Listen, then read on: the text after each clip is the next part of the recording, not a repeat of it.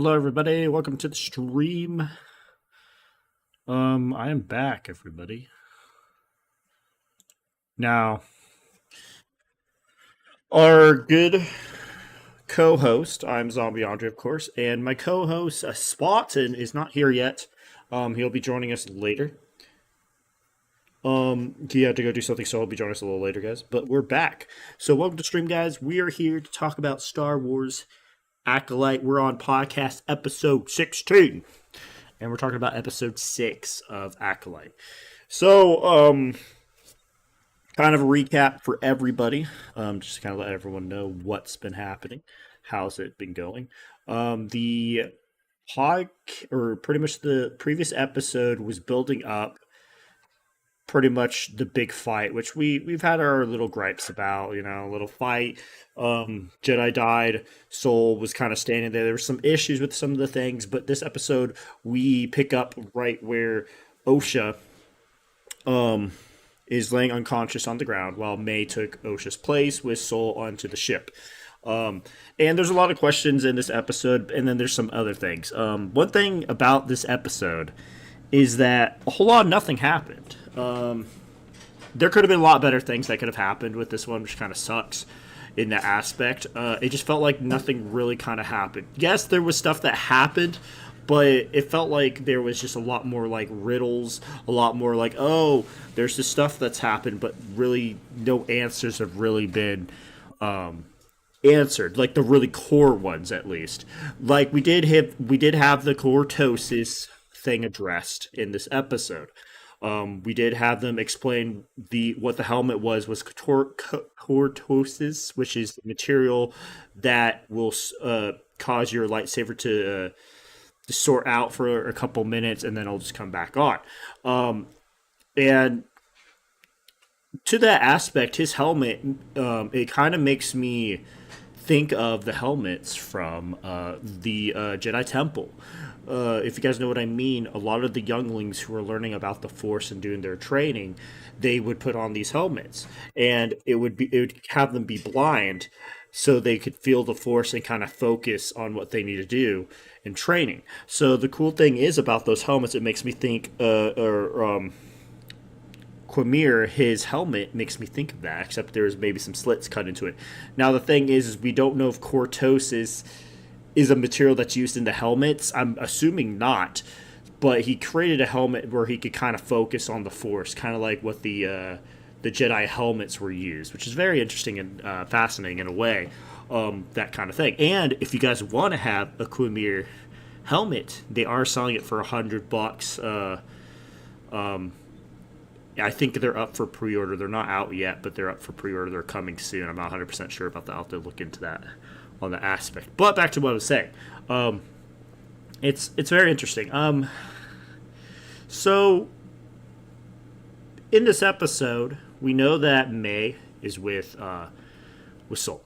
And I think my biggest gripe with that right now is that literally Soul did not know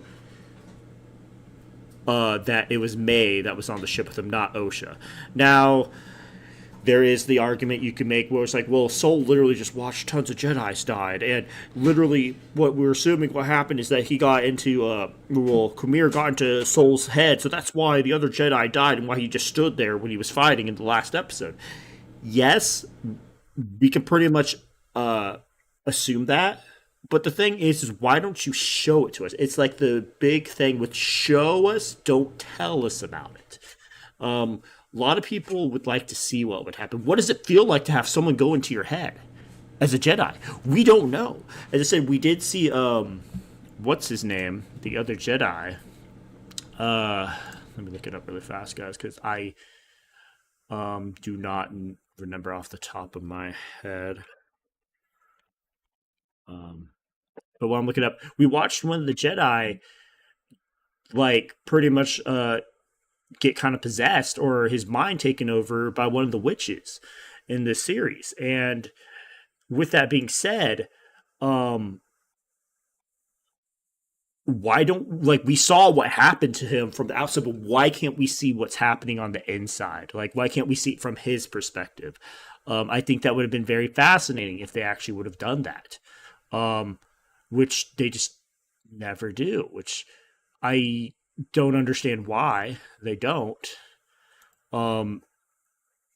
which is very interesting. Let me see if I can find the guy's name. It's Master Kelnaka. That's who it is. Master Kelnaka. He was the one that got possessed by the witch. And we kind of saw what happened to him, but why didn't we see it like through one of the Jedi's perspectives? Hello. Okay. He's yes, Spartan. Apologies, folks. I'm late today. I had a personal matter to take care of, and I have arrived. Yes, he is back. So, catch me up to speed, Andre. Let's do this. We were talking about, I was just kind of doing a little recap of what happened this episode a little bit, and then I'm just talking about how, we were talking about how Soul did not know it was May that went on the ship with him, but then I said, well, we know that he's under a lot of stress. He did just watch a lot of this Jedi die. Yes. But the thing is I brought up, why don't they show us how he's feeling? Like, why don't they show us, like, what's going on in his mind? Don't just tell us about, show us. And then I brought up Master Kelnaka about how we saw him, like, get possessed or get his mind messed.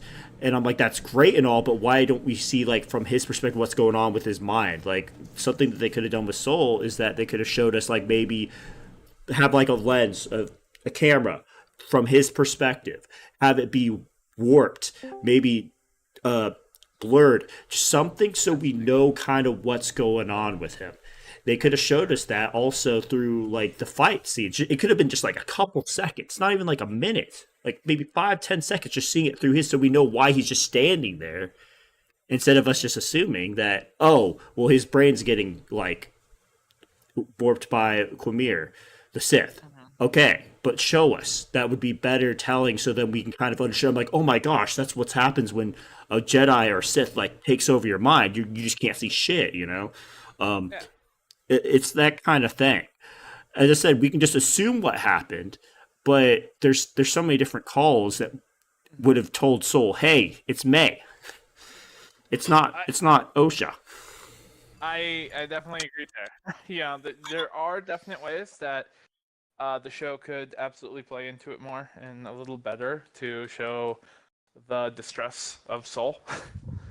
I brought up in an earlier discussion Andre and I here had, where, yes, they easily could have done something to show off Soul being very disconnected with the Force. Because, I think losing two of his Padawans, I don't know if Yord was his Padawan, but I believe Jackie was his Padawan. Jackie was for sure. I don't know about Yord.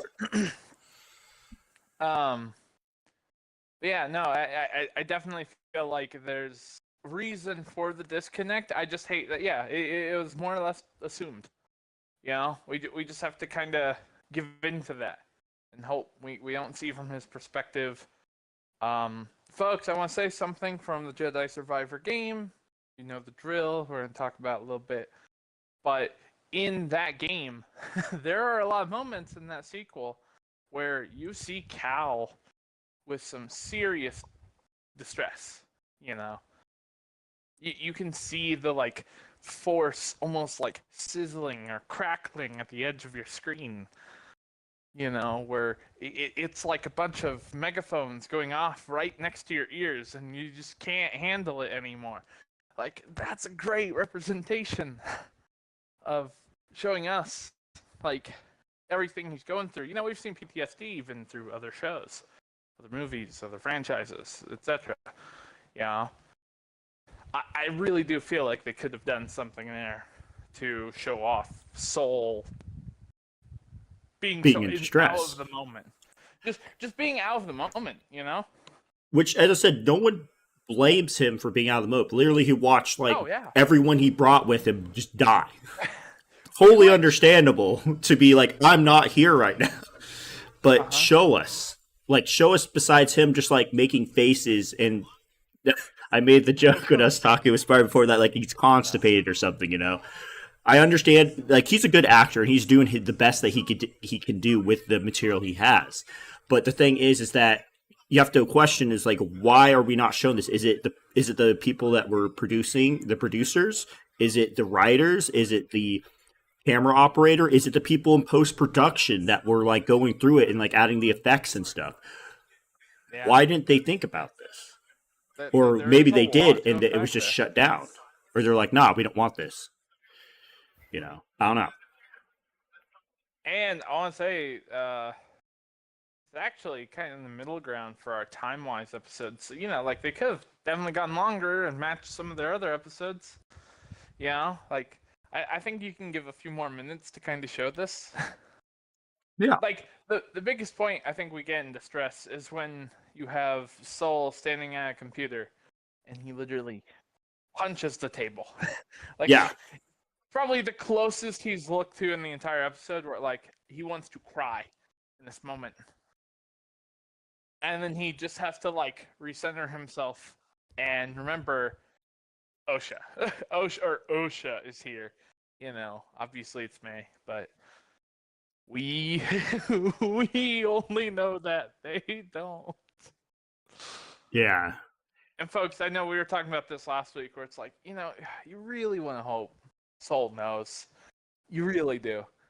It would have been so great, but I don't know. There's a lot there that I feel like they could have easily played with and they didn't.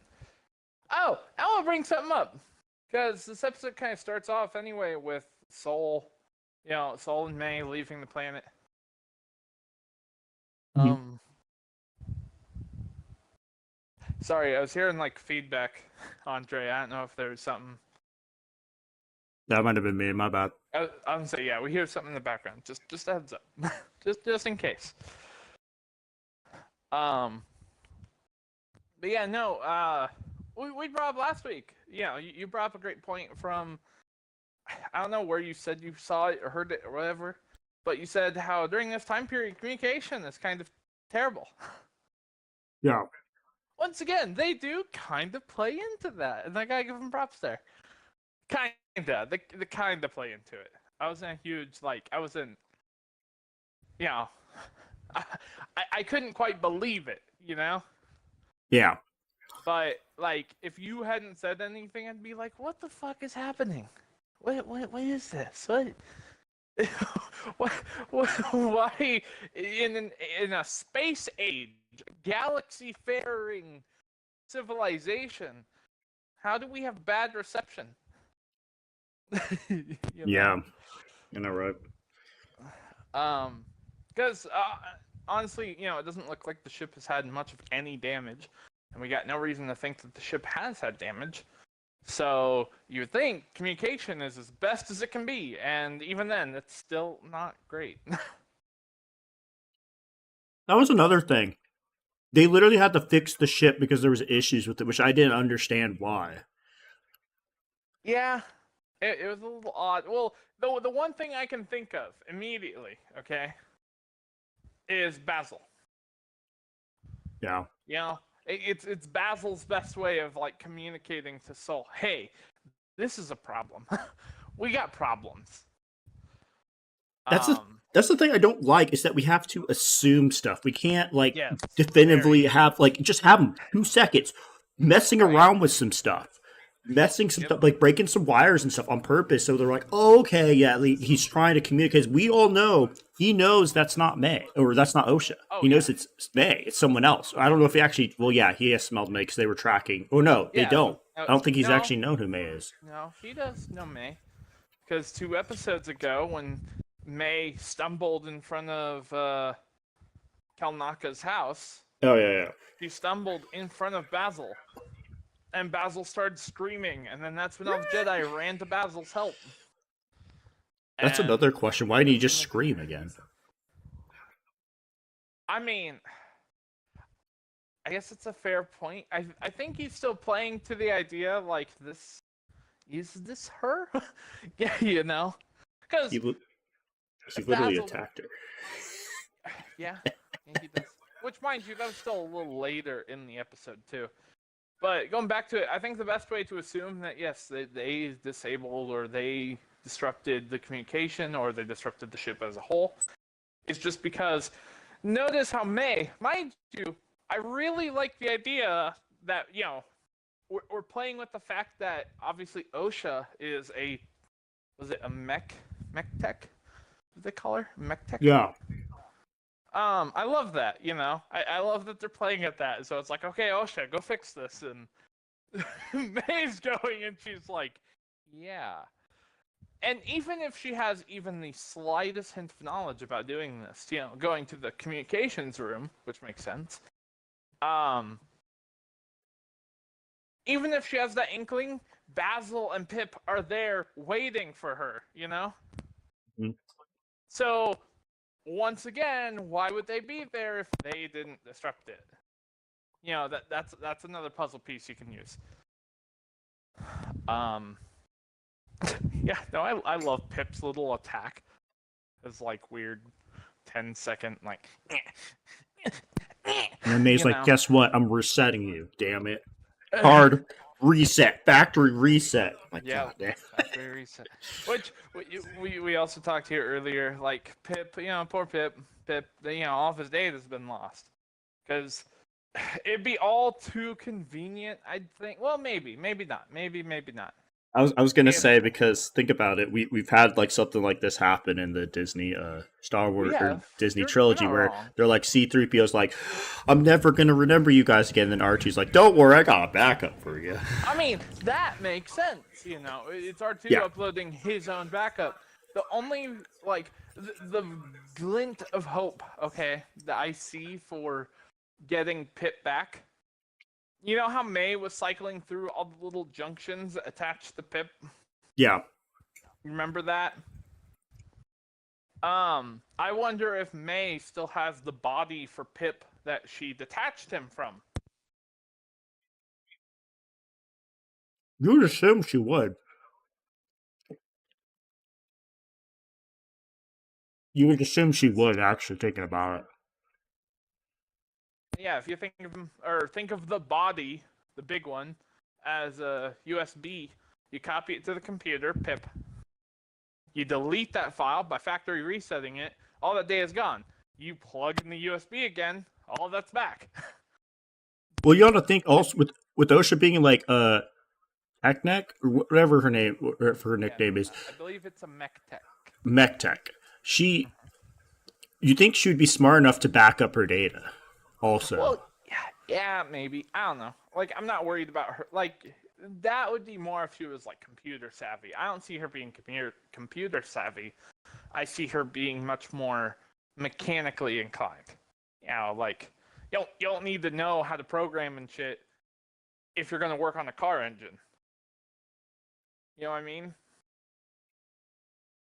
Like, she can fix a ship like that. I just don't see her necessarily being worried about the backup. But I know what you mean. Like, I get what you're getting at. Well, think about Pip is like her tool, and I'm assuming she probably did some modifications on it to make it her personal tool. A great point.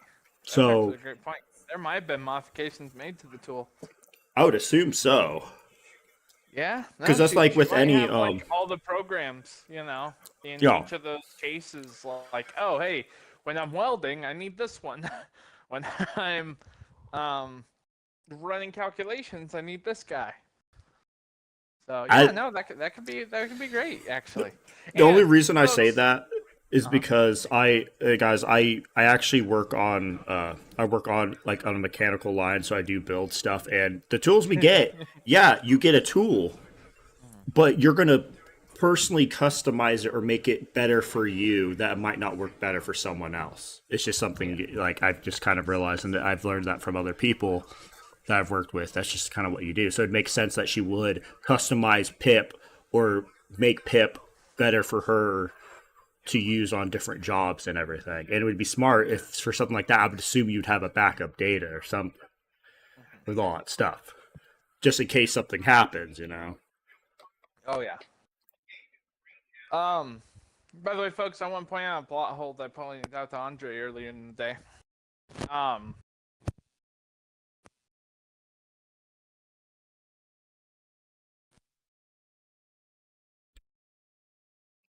Go ahead. Say that plot point.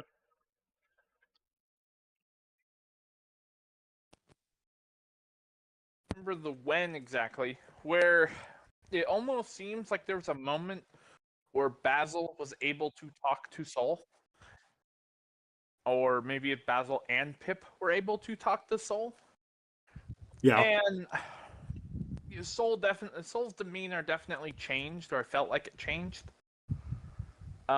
Towards the end of the episode, but the plot hole I'm talking about is there's a point in this where Basil is talking to Pip, and from the looks of things, Pip understands exactly what Basil wants done. So, Pip understands Basil. Does Soul understand Droid? Because if he understands Droid, or if Pip can translate to Aurebesh, which is the Star Wars like written language you see everywhere, I think that's the universal language for Star Wars too.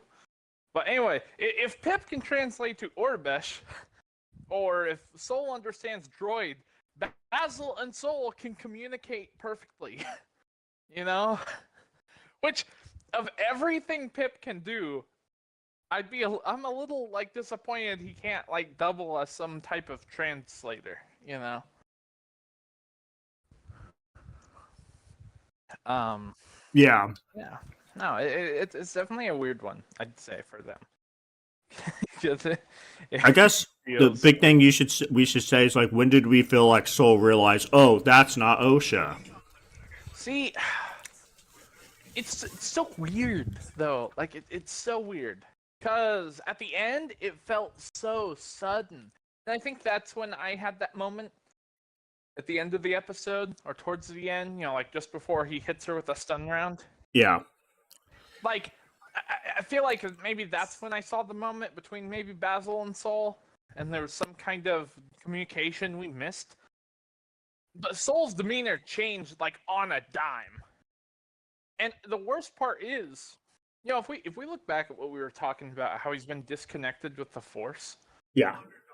and let's say he reconnected, you know, just before he shot her, what side did he reconnect with? Because it definitely looks like he connected with the dark side this time. You know what I mean? Tying her to a table, shooting her in the back. I It's think, threatening imposure on her. And I want to say, folks, this is a great dynamic shift between characters. It was something I was talking about last week, yeah. where Kumail, or it was not for this episode, but for last week's episode, where we see Soul a little more stern with who he thinks is Osha. You know, May, of course. Yeah. And then on the other hand, you have Kumail, who is like actually taking care of Osha as she is passed out on the jungle floor. And we definitely kind of see that where Kumail, even though, you know, he's still disconnected from her, from Osha, he's definitely much more gentle with her than Soul is at the end of the episode with May. Oh, yeah. I guess to be fair, she did kill his friends. Yeah. Yeah. You know, there's a little fairness there. It's interesting. The dynamic. Soul, I feel like he realized. I think part of it is he realized when he saw Pip, because Pip's eyes specifically, when May reset him, it was red. That's kind of weird. So I feel like that's the same bullshit they pulled in Obi-Wan, though. yeah. That's the exact same bullshit they pulled in Obi-Wan, where or Kenobi, whatever you want to call the series, you know. Obi-Wan couldn't. With was it Luna? Is Luna the name of the droid? Yeah, yeah, because it turned red. When she got reprogrammed, or like, yeah, taken over. God. I can't remember. There's a name for that little disc that they put on droids, inhibitor chip or something like that. Yeah, something like that. No, that's the name of the clone chip. I don't know, but they put some kind of lock, magnetic lock. That might be it or something on on the droid, making its eye glow red, and they can program and like use the droid themselves. It was so ridiculous. Just the fact that we saw Pip get factory reset evil. Yeah, you know. Yeah. A little too on the nose. I think I was settled for still white lights, but much less expressive droid. You know? Yeah. Like him, instead of him like trying to talk to May like he would to Osha, it would have been really cool if we just saw him kind of boo. You know, like it's not all this chirping and like almost excited voice. It's just boo, like curiosity, like how can I serve, and that's it. You know, simple. Simple little things make such a big difference. I no offense to May's acting, I just okay. Well, the thing is, we already knew who it was, but the bad thing is like she wasn't even trying to sell it that she was Osha. Like we already know, the audience already knows who it is, but like she could have at least tried because literally she was like as like May pretty much the whole series. And it's just like as I said, it's just a little nitpick thing. But like she was already on a mission. She already was probably gonna kill Soul. That was the whole deal. That's what she was probably trying to do, or probably trying to find out what actually happened or whatever. But she didn't even try selling it. Like she literally, like when Soul came and hugged her, she literally didn't even hug him back. It's like, okay, that should be a pretty tall tale sign that that's probably not Osha, because Osha is very compassionate, very kind of that. I would say I think Osha would have like also hesitated in the moment, you know, like, oh my god, you don't usually hug. Well, hug back, you know? Yeah. But even then, yeah, no, she definitely wasn't selling the gig. And, you know, as audience members, we can be upset. We can be, you know, angry as we can be. But obviously, she can't be perfect, you know, because if she did, you know, they'd never know. Exactly. They'd have to wait. I would have just appreciated a little more clever of a tell. Yeah, like effort put into it, because it just felt like May being May, pretty much. It's almost one of those like horror tropes, you know, or drama tropes, where it's like if the group would just speak to each other, we would be done with this, you know. Yeah. You don't need this group of girls and this group of girls, you know, talking circles and creating factions. You need like, hey, I don't like you did this. I don't like you did this. Or in a horror, like, I found something weird over here. Well, I found something weird over here. This is getting weird. Let's get out of here. You know, like. It makes me think of that commercial. Yeah, it makes me think of that one commercial. I don't remember what it was for, but it was like the people there, like the kids in a scary movie. They're just like, hey, there's like an abandoned barn over there with tons of like knives and stuff. Let's go run into that. It's like, Oh no, I'm thinking of a different one then, where it's, you know, it's like I think it's also like a Family Guy skit where it's like if the audience or if the movie actors could hear the audience, hey, there's a dude back there behind the door. Don't go in there. Okay, thanks. Yeah, it's also just like acting like it's also just like common sense. Like I said, like do I believe Soul? Literally not believing that's May or not Osha. I don't believe it. Like there's so many tall tale signs of May, like literally. I said the scream part. I don't mind that part. I don't mind when that happens, because that would make sense. Those two would know that's not Osha. So for something like that to happen, you know, and maybe even Soul saying, "Hey, what was that scream about?" Oh, I stubbed my toe. We talked about the scream earlier, folks, and I haven't been here to talk about the scream. Yeah, no, the scream. I just want to give props to the actress. She did a fantastic scream. It just felt too much like acting. Like there was a pause, there was a yell, there was a pause, and then it kept going. Not like there was no urgency to the situation, you know. And Andre, I don't know if you brought it up yet. It did feel very Parent Trap. Yeah, the Parent Trap. Like, oh my god, I can't believe you've done this, you little brat. You know. You switch spots. well, not that, but like you have the like sister, the stepmom or whatever, and she gets like I don't know. I think it's like when she gets splashed in water, and it's one of the little girls doing cannonball. Yeah, Like May felt like the sinister the sinister stepmom, and not one of the twins in that moment. exactly. It's a real pain in the ass to to go with. Because unfortunately, yes, I wish they kind of sold a little more with Soul. I think could have just given us a little more to his insight.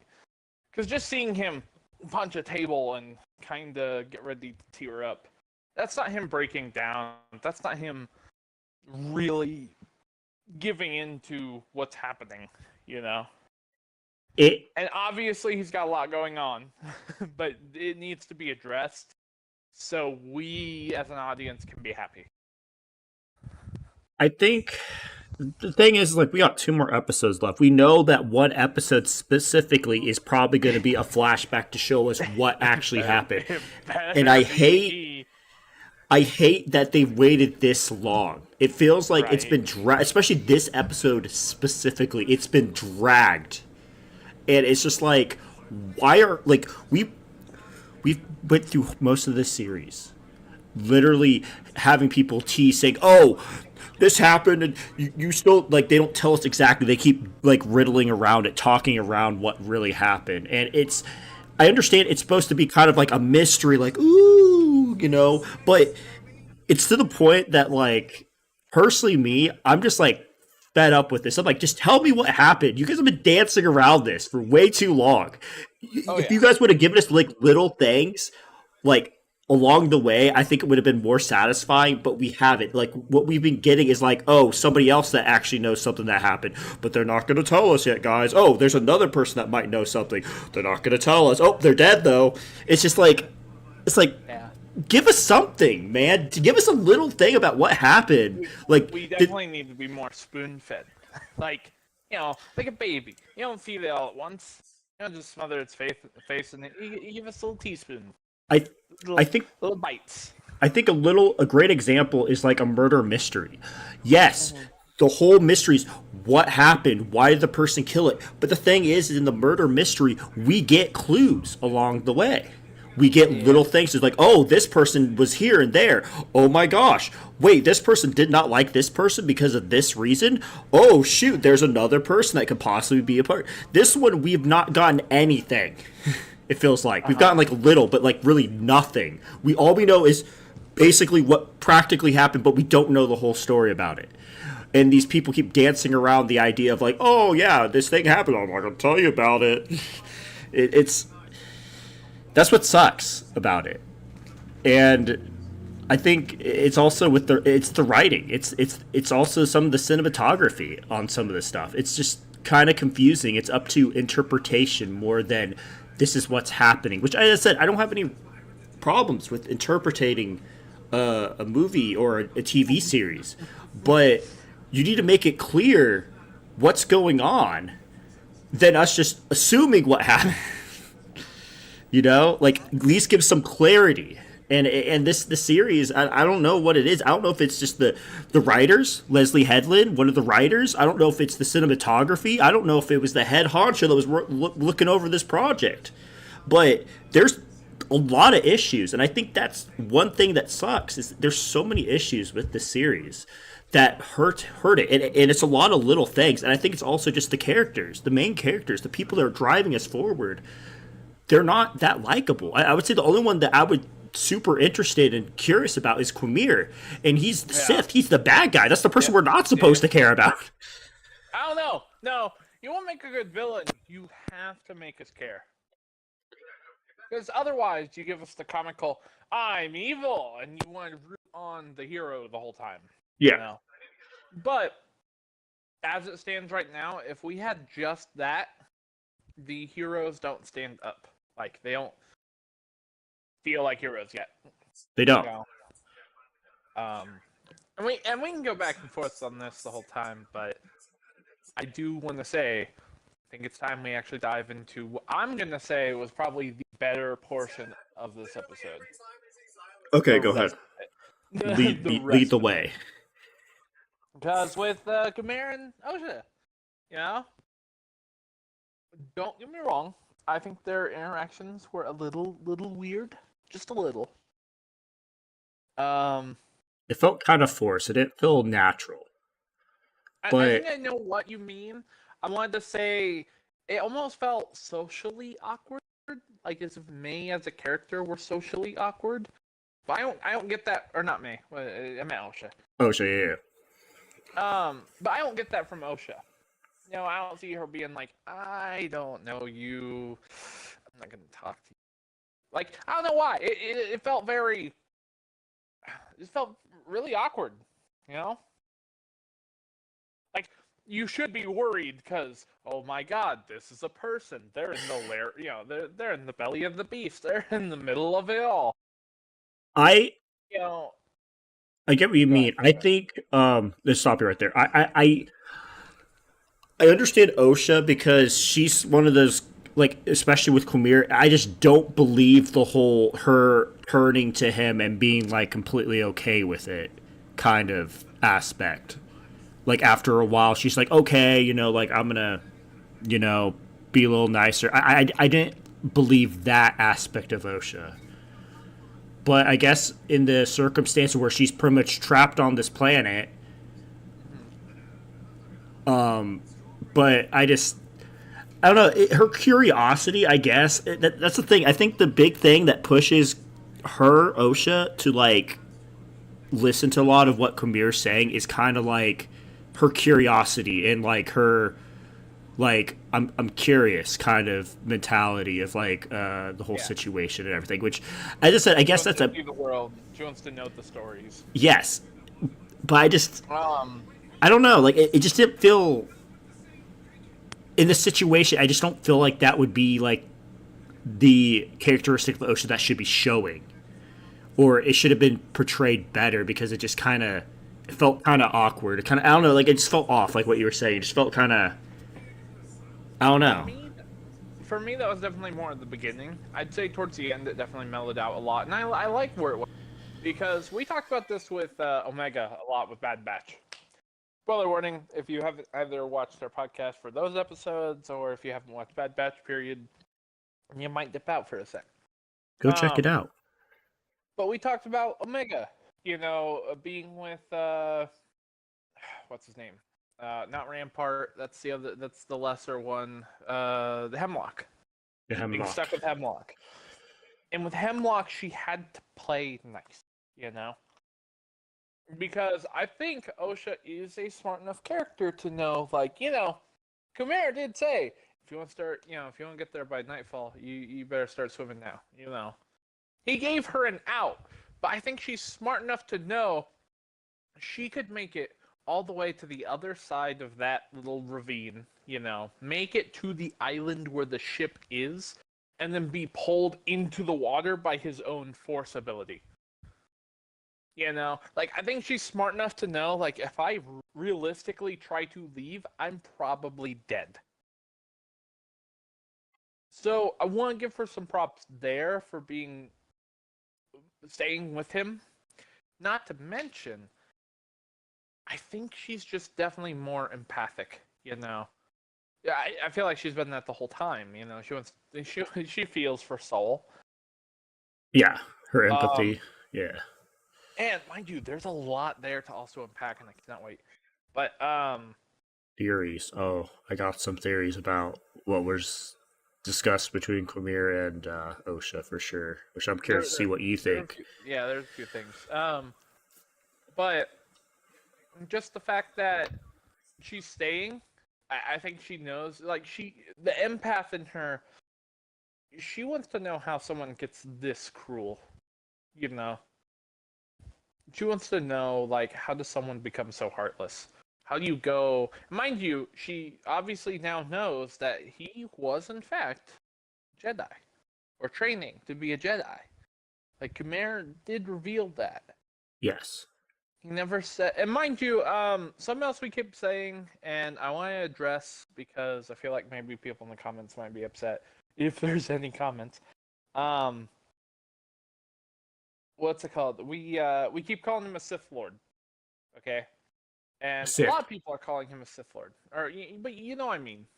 We're calling him Sith. He says, "Jedi like you might call me or consider me a Sith." You He know, literally says it. he says that, but that's their perspective. That's how he would be viewed. And I know from reactors and stuff, they introduced a very good point where this is coming from the Jedi's perspective. Anyone who doesn't align with the Jedi motto and code, but is a Force wielder, is more than likely considered a Sith. You know. Now, obviously, Khmer, he can definitely be a good exception to this, considering one, the saber is red and not like in the middle, not white, not yellow, not like it's a very distinct color. But Very by the evil. fact he's also killing people, mind you, he is defending himself in that regard, but he definitely instigated that fight. So it's not Yeah. defense. Like I'm not trying to say he is innocent, but I do want to point out he might not be Sith. Like, we kept speculating like the Padawan and Master theory, and not that there couldn't be anything there. Just I don't know. I think he can be misunderstood in that regard, and I wanted to say that. But no, coming back to it, I really do think Osha just wants to know about his story, now his whole story about being a Padawan. How do you go from that to this? And I think what's a really cool dynamic between these two characters is just the fact that Osha is in that same boat. Something that I felt like got very overlooked, especially on the reaction side for this episode, was the fact that we learned that Osha was not like she didn't leave the Jedi Order. Khmer even like pokes her to the point where it sounds more like the Jedi Order kicked her out for how she is, you know? Her Like, force power is too strong. well, no. I'm not saying that. Not at all. But like, Khmer, I believe, even points out empathy. That's something the Jedi don't feel. Care, or she obviously cares for Soul. Mm-hmm. That's not something. That's not healthy for Jedi. Jedi shouldn't have attachment, right? Soul And has a here lot she of is attachment. with it. Oh yeah, no, exactly. But obviously, he's much more dark side attuned than he gives credit for. She's like Mace So Windu, but not Mace Windu. yes, he'll tap into it, but he knows where he stands. He can Um, control it better. yes, he's come to terms with it. Is a better way. Yes. But just where where Osha is in this moment, it's just kind of like the same. Now she is a once Padawan that seems to have been outcast by the Jedi. Obviously, different extremes. It's like two people going to prison. Where are you in for? Tax evasion. Where are you in for? Murder. you know. Quamir Um, used what happened to him to pretty much turn into hate, turn into like a lot. While Osha, it seems like she went into, fixing stuff, becoming a tech mech, pretty yeah. much. Uh, After what happened, so Mind you, he does quote the Sith code. I know in this episode. yeah, Uh, there's only two. no, not the rule of two. Oh, Not that. Because the rule of two is a belief. No, the motto is like hate delves into anger, anger delves into something. Like it scales down. And they've said that before. It's not the first time they've said it on this show, I know. I think the last person to actually say it was Soul. On an earlier episode. But it's like hate delves into the, or no, I believe it's actually Yord or someone. And I wish I knew how it went, Chubb. no, no, Andre, stop. He's dead. No, he's alive. No. No, I'm kidding. I'm kidding, guys. Literally, this episode too. And they did not recover the lightsabers. That's what they talked about in the jungle there in that scene. Yeah. Recover the lightsabers. We'll take their bodies home. Thank goodness. I wish I could remember, but it's like hate, anger, something, devotion. Like they do talk about, and Khmer actually recites it to Osha, just in casual conversation. And I love that. But yeah, on the higher note, there's a lot of really fun things with this interaction and how they delve. I think probably the most awkward moment is definitely the bathing scene. Khmer strips off and just the water, and Osha's just watching him. Props to you, Osha. Manny Jacinto is a great guy and all, but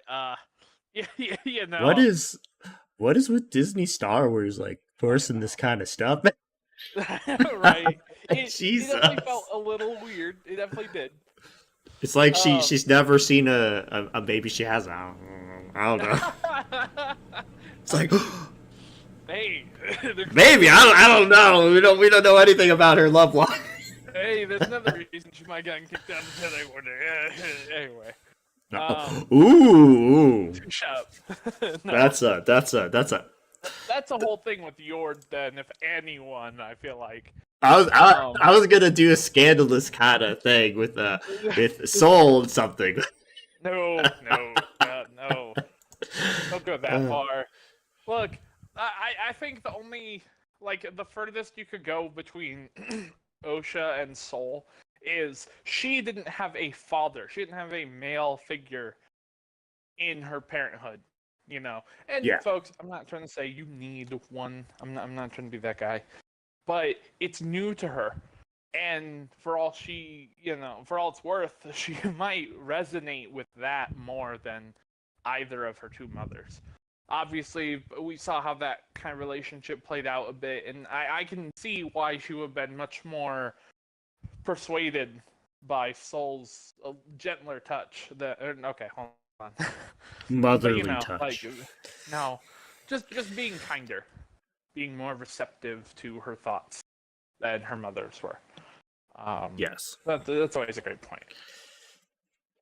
But I want to bring up the bathing scene because I had to tell Andre here a joke. Shout out to Andre. I got you. It's Charlie Hopkins. Charlie Hopkins. He's the man, Hopkins. I'm going to go off Andre's info here. What's the dude I mentioned last week with the, I believe, AI generated faces? And he watches Star Wars as Star Wars characters. It's great. And they were talking about Manny Jacinto's character, Khmer, and it was Anakin saying he's the hottest Sith since Mustafar. Fucking Christ. Because I just love that comparison. It was so great. Oh man. And I really do think it was a fun interaction between them. I love how Khmer's like, can I if you're not gonna join me, can I at least get dressed? What was he wanting? I mean, no. I just don't know, man. He's just. What is this, dude? No, here's the thing. I don't see that as an actual hit on her, because obviously she's not interested in that. But I think it's definitely a very fun, playful notion. Which, again, I he knows she's not gonna do it. But it's definitely fun to see that, to hear that, because it comes off great. It's a great joke to me. But dude, May had such weird stances with her lightsabers at one point. Like, I don't like the fact that she grabbed. I think it's in that scene too when they're at the like pool, Mm. where she's holding the lightsaber two-handed, pointed towards him. Like it's that stun gun. That thick stun gun Yeah. where she has to hold it like that to pretty much shoot it. No, she is pointing this lightsaber directly at him at one point, and I hated that. Because, like, it's not like you're just gonna trigger it and kill him. You're still way too far away to do that. Like, it's one thing if you're pressing that lightsaber to his chest and, like, dare me to press the button. No, this is like, you want to see my lightsaber? I feel like the Fallout kid. Hey, I can almost see down the barrel. Yeah, like I don't need that. Oh my god. And of course, fast forwarding. In this moment, even their walk home, like I love that Khmer does offer her the ability to leave. I'm sure, I'm positive he would not have let her left, And so I give credit to Osha just for the fact that she came back, she returned, she didn't try to leave. Because I think she knows if she had tried to leave, she would have died. Mind you, that might be his only way off the planet. Why would he give that up? Not to mention, it has his location there where she could just go back to the Jedi Council and bring them all back, So, I don't know. I still gotta give him credit for not going that route with it when they could have. And just before they enter his cave, like his home, I really like the scene they had where she gets a hold of the lightsaber, or maybe she had it. I don't know quite well enough. And she threatened to kill Kumir in that moment. And it's when he keeps like pestering her about emotion and why she's not a Jedi. Like, did you leave or did they cast you out like they did me? Andre, just checking. You're here, right? Yeah. I'm just listening to you. You're Okay. good. Nope, you're good. I just want to make sure we didn't have a disconnect because that's happened. Yes. So I really like that moment. And mind you, did you notice how she took that strike? Yes, I think so. Do you know what I'm referring to? You're gonna have to tell me because I'm trying to remember. It's been, as I said, it's been a while since I watched it. I didn't watch like a recap on it, sadly. No, you're fine. She held him, like she held him like saber to the neck in the exact same way Soul did in the previous episode. Oh yeah. She took after her master, Soul, and threatened to kill him in the exact same problem, in the exact same way Soul was about to decapitate him. Which really feeds into the whole idea that she has her own dark side, which is interesting, just because Osha, god damn it, I don't know how long I've been calling her May now. Osha, I want to phrase this, folks. Everyone's got their own demons, even if it doesn't look like it on the surface level, Oh, she's just better at hiding it than most. Maybe, like her life seems pretty well, she raised as a Jedi. Yeah, she lost it and she went off and did her own thing. She's doing her own thing now. Like on the surface level, that sounds great. Not to mention everything underlying her sister trying to kill her, her master turning on her, because I assume Soul some say or notion or something that got her cast out. Maybe not just for the fact that she was very receptive to meeting him again, but I like there's definitely something there, and I almost say there's no reason for Osha to have this dark side, unless it's just natural to her, you know? indeed. Because she definitely has something there. Yeah, you sound like you're about to say something there. Go ahead.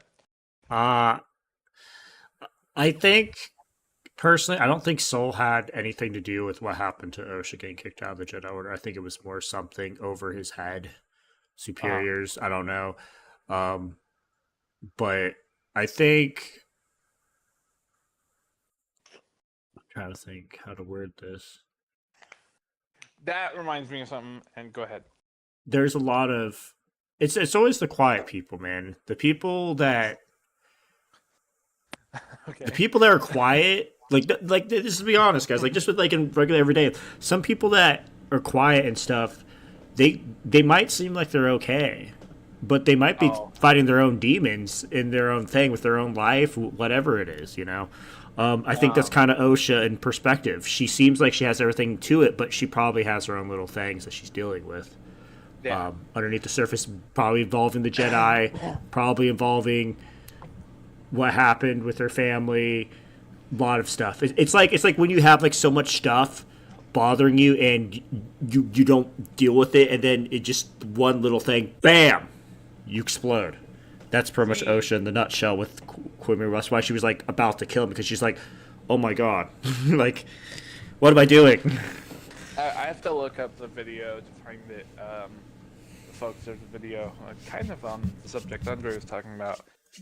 Definitely look up men's mental health video 2024.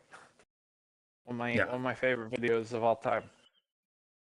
As in short, it shows two gentlemen who uh who they always attend the soccer game. It seems every game, in the seats right next to each other, best friends kind of thing.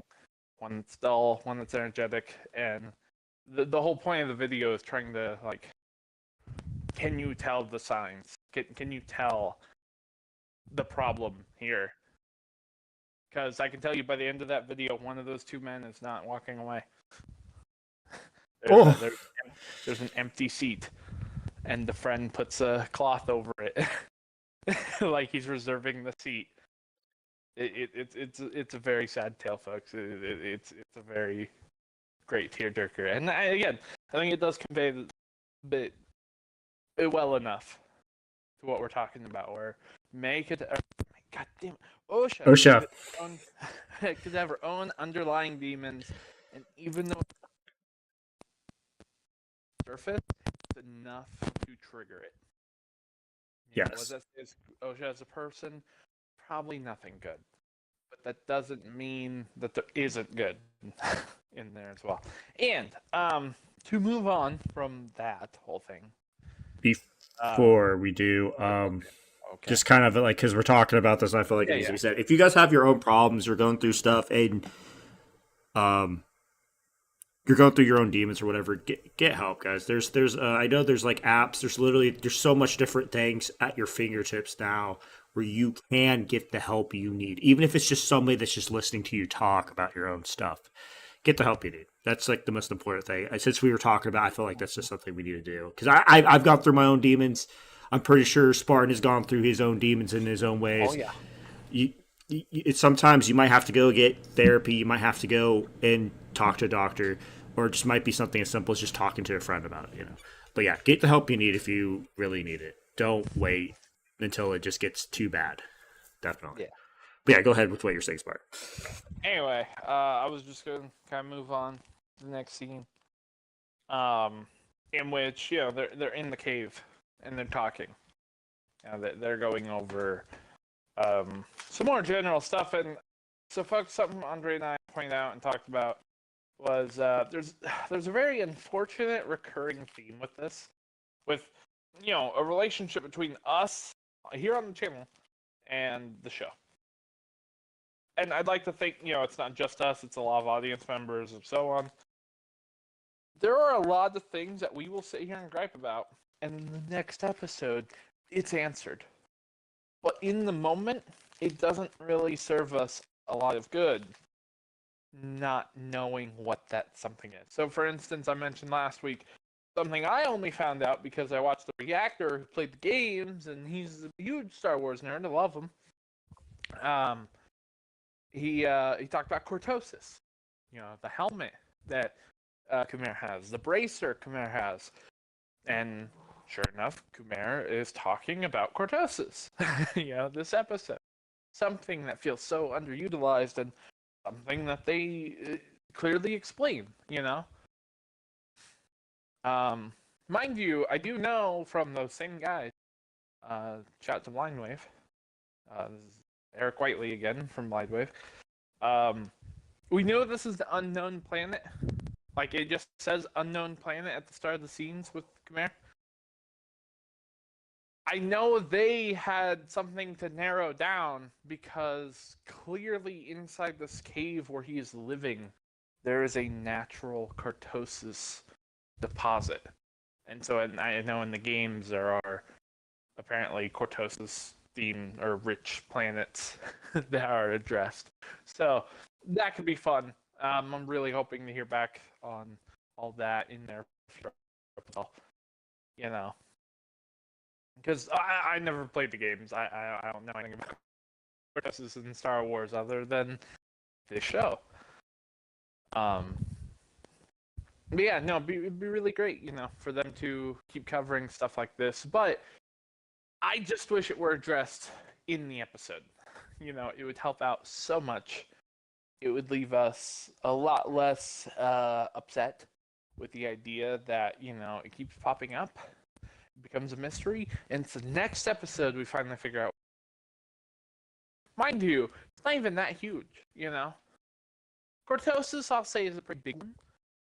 But at the same time, it's something that I feel like definitely should be addressed a little more directly in the future. Yes.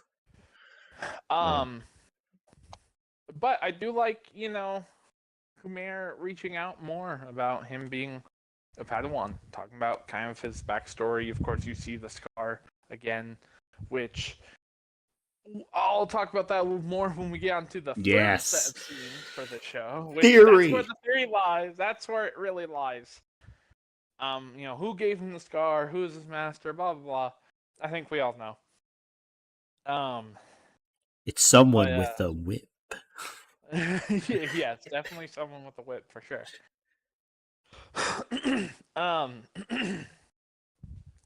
So I'm just really, really eager to see what will, happen with that. Because, of course, he brings up the sensory deprivation. Which, dude, can I say, holy shit, he can fight.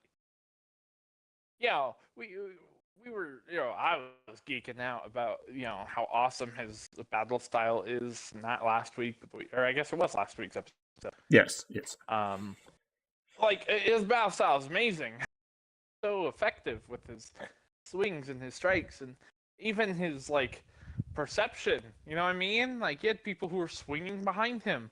There's a point where Soul pushed him backwards, and Jackie was doing a swing. This would have decapitated him had he not ducked as he was getting pushed.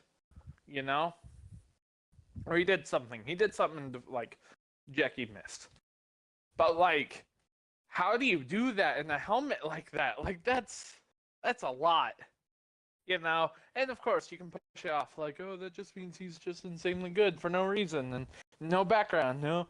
But we're probably gonna get he was probably a upper echelon level Jedi.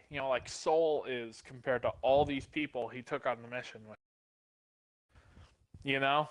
Yeah. Well, he mentions though, with the helmet, it helps him focus with the Force, helps him connect with the Force a lot better. That's a sensory deprivation. That's what it does. It hones in on your other senses. Which, mind you, Star Wars being Star Wars, they're using that to connect to the Force, whereas in reality, that would be something that can help you. It would boggle your memory. And that's one of the reasons for next week, I think we will finally get the freaking flashback. How's it going, man? What? We got somebody that said hello or hey. Oh, okay. I was so confused, but welcome to the chat, folks. Yeah. Um, but yeah, no. In reality, one of the reasons you use sensory deprivation is to simply jog one's memory. It helps you focus. Like they always say, when something traumatic happens to you, you capture something. You capture something. Capture a sound. Maybe you can't listen to a cartoon because it triggers trauma. Maybe you can't eat that meal because it brings back too many from bad stuff that happened whenever you eat this meal, you know. Yeah. In which case, like sensory deprivation, you can hone in on a little more. So I wonder if we're going to get an even more in depth of Osha reliving the moment Soul was dragging her out of that castle, or, out of the fortress, If we're going to see maybe a moment where he talks to the other Jedi before they make it to the ship, Yeah. We're going to see maybe more of the bodies that were laying on the floor, just a little more in depth. Like, oh my god, the grandma looking elder. There's the other mom. Wait, there's mom, but is that a dead Jedi right next to her that we just didn't see? You know what I mean? Yes. Like, there's a lot you could unpack there with if Osha opens up her third eye and just remembers for her own perspective what really happened. And so I'm excited for that. I'm excited because that's a really cool avenue to go about with it. Honestly, though, you know what I won't be surprised by if it happens next episode. What? If we get a training thing where she has the helmet on and he starts to swing on her. Yeah. I won't be surprised because I think that's one of the ways that these two characters can connect is through their training as Padawans or as, just younglings, Like, she can be in this helmet and she'll just be dodging his attacks because obviously that's something they are both familiar with and it's familiar to both of them. And it's a connector for them as characters, One of the few avenues that I think these two will have in common. Other than this next bit, which will be really great, the third set of scenes in this episode. I told myself I was going to remember this chick's name. You mean the whip? Yeah. Whip it good. Sorry, I had to. I had to do it. I was so confused what you were doing. The whip it. Whip it good. No, I know what you're saying. Sorry. I play that, but that's copyright, and we don't want that right now. That is definitely copyright, I'm sure. Yes, indeed. I'm kind of skimming through the episode real quick to see if I can't catch her name. But yes, we get a bunch of scenes between her and Vernestra? New Venestra. I believe that's right. Yes. Venestra. Yes. I'm gonna listen real quick because I think they say it. Venestra, yes. Hello.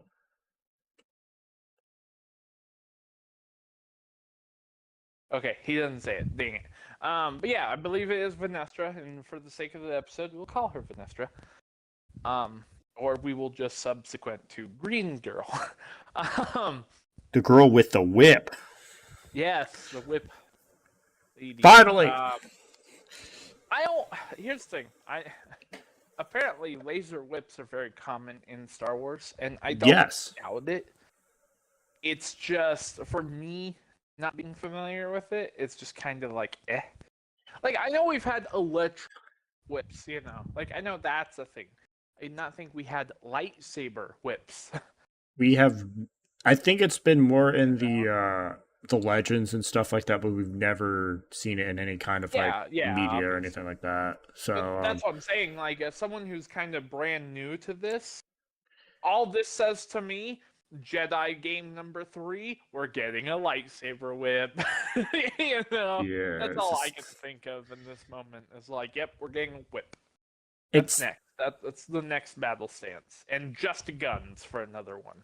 it also makes you wonder how in the world, when she created her lightsaber, how did it know? Oh yeah, this is gonna be a whip. Right. I definitely think there's a lot of science to it. That I personally, because I really like my science folks. I would love to actually understand how this saber works. I said the same thing, with Khmer's lightsaber, where he has like the hidden dagger, because he Yeah. didn't come out the other side and he detach it like Cal can in the games. Yeah. No, he pulled it off and it almost opened into his other lightsaber. Yeah, Like that's it what I thought gave I saw him. too. Yeah, so I really want to see that, like how that works too.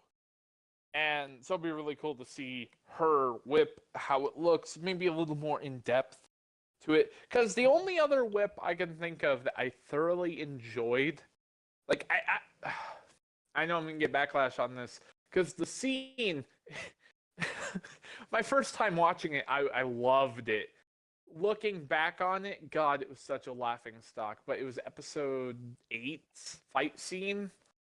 Kylo and Rey versus the um, new Praetorian guards, for Yeah, the the First red, Order. the red Yeah, the guard red and whatever. armored. Yeah, it was a terrible fight scene looking back on it. The choreography felt so sloppy.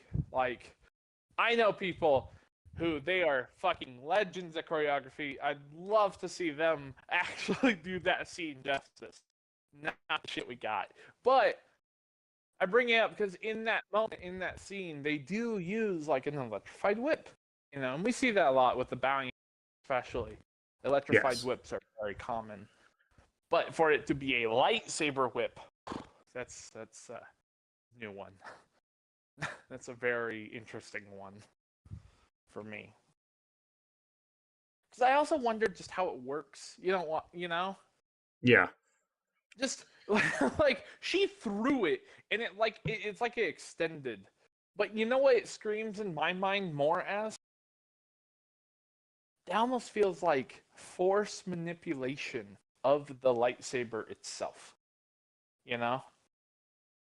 Like it feels like one of those things like Katara from Avatar: The Last Airbender. Yes. How she has the pouch on her side. Yes. And obviously she doesn't just like swing the pouch around with water extended. No, she pulls the water out as however she sees fit and launches it as need be, coming from the pouch. So I'd like to think maybe that's part of it. Maybe that's how it's like controlled. Like she's using her force, which obviously she must be a very powerful Jedi to be using a purple lightsaber. Folks, I know with Mace Windu and Samuel L. Jackson, it was a joke that he had the purple lightsaber. He wanted it purple, and he has it engraved where I believe it says "badass motherfucker" where he puts his hands. But in canon, Star Wars canon, purple signifies a Jedi who is much more in touch with their dark side. Mind you, they're still Jedi. They know their place. They know where they belong. They have no true intent of joining the dark side, but they will use dark side tactics. So the fact that she is also one of these powerful Jedi to have a purple saber says a lot. Yeah. Now, Andre, any thoughts real quick before? Because I'll go into theory next. Okay, so we might as well jump into theory. Because that's where I was gonna go with Khmer Scar. Yeah. His beautiful back scar. It's gotta be a whip. It's gotta be a whip. But the thing is, you think about it, it's a lightsaber. A lightsaber, you mean? Oh, it's a light whip, whatever.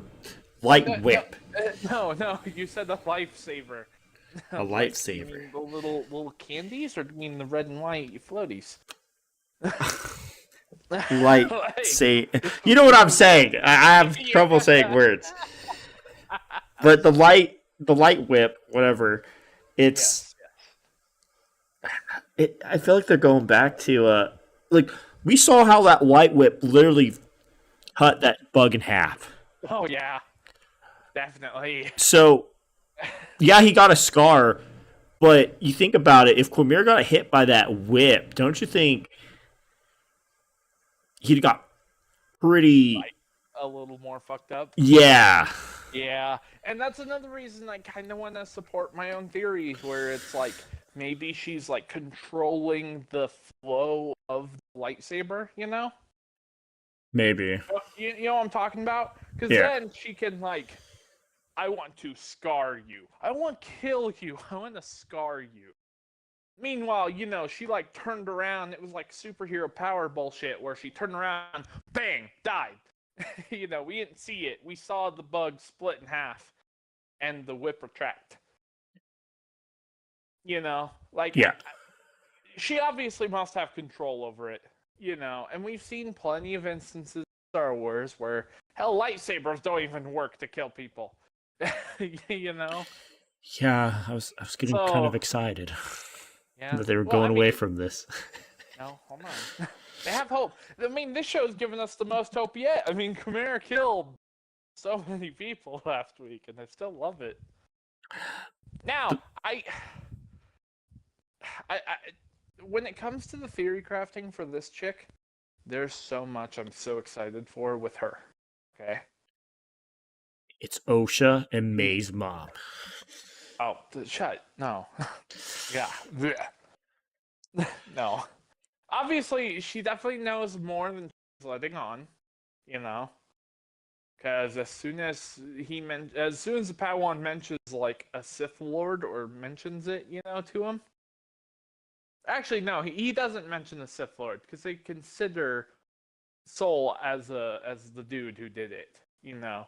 Uh, Um. As soon as he mentions like a lot of casualties or something, I don't know exact wording here, folks. But as soon as it's mentioned, she knows immediately what's going on. Like, and even at the end, when the kid, the Padawan, suggests, did Master Soul kill his own people? You know, did he yes. kill the Jedi? She even like I know like Game of Thrones especially did a lot of scenes like that where it's like, how dare you make such a correct remark? Of course that happened, you know. She didn't sound like that. She sounded much more defensive, like, don't you dare talk shit on his name. Like, she knows who did it. She just can't say who did it. You know what I mean? Yeah. Like, she definitely knows a lot more than she is letting on. So much. Yeah, and I'm excited there because another thing that gets brought up, and I honestly do not remember if it's something that was mentioned in the show. I don't remember if it was something mentioned in the reactions I watch. I don't know. Even you brought it up last week. There's also a great point. She says it herself. Or something along the lines where it's like, um, the Padawan wants to suggest talking to the High Council of Jedi, and you know, to ask them what Soul was doing on this mission. And she says, disregard the High Council. They don't know anything. I sent him on this mission. So clearly she has like her own division. You know, like we talked about it already. This is like the Black Ops of the Jedi. I'm calling it now. This is the Black Ops. And she knows if something like this gets pushed onto the president, you know, like actual superiors above her, she is in hot shit. You know? Yes. So I am, you know, I'm back on that track. Like, this is absolutely a Black Ops situation or a Modern Warfare situation. She is Shepard. We talked about this. This is like General Shepard. Off the books. She wants this off the books. You know? She needs Soul to die and to frame it on him that he is a murderer. And honestly, I think that's the direction the show's going to take. I think Soul dies in episode 8. Maybe we see May and Osha reconcile, both working for Khmer to justify their revenge against the Jedi, you know? Or something along those lines.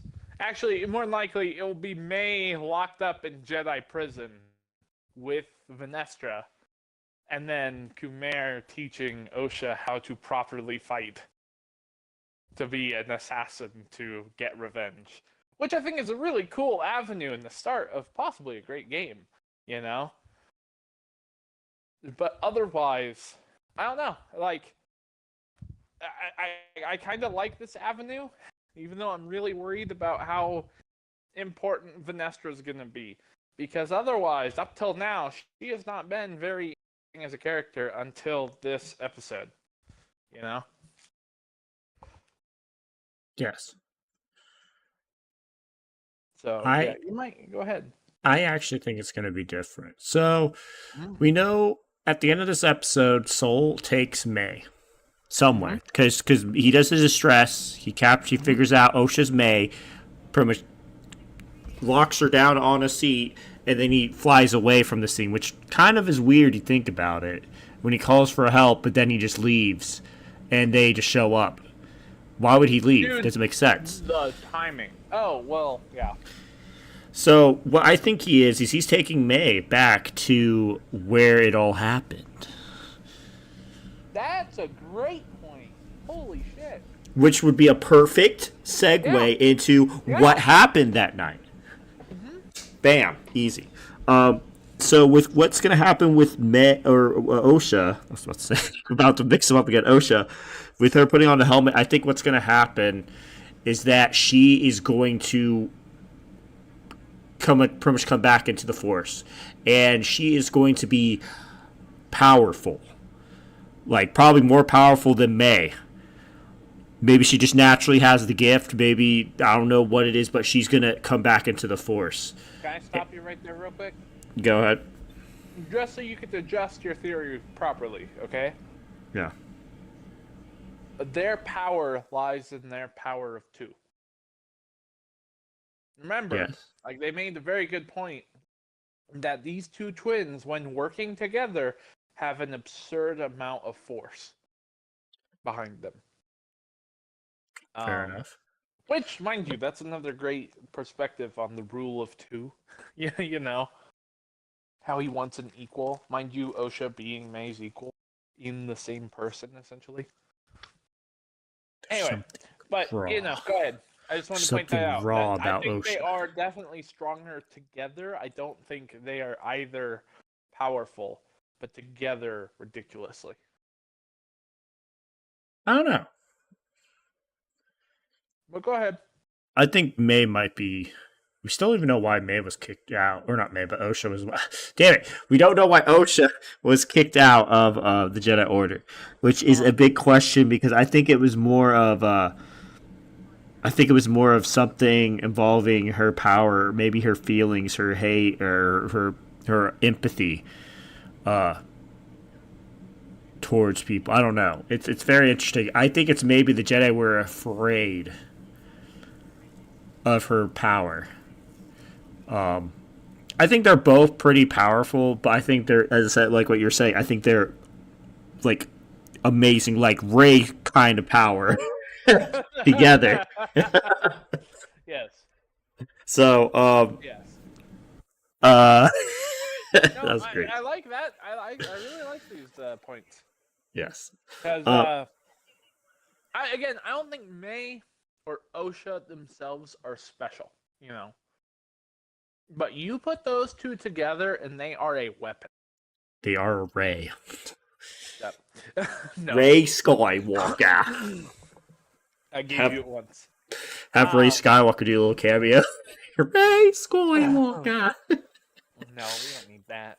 Oh god. No, but yeah, there's something about Osha, and I think maybe it's because. But I think the thing is, I don't know. It's weird because May has been trying to do all this stuff, but I think something about Osha is she's like a raw material.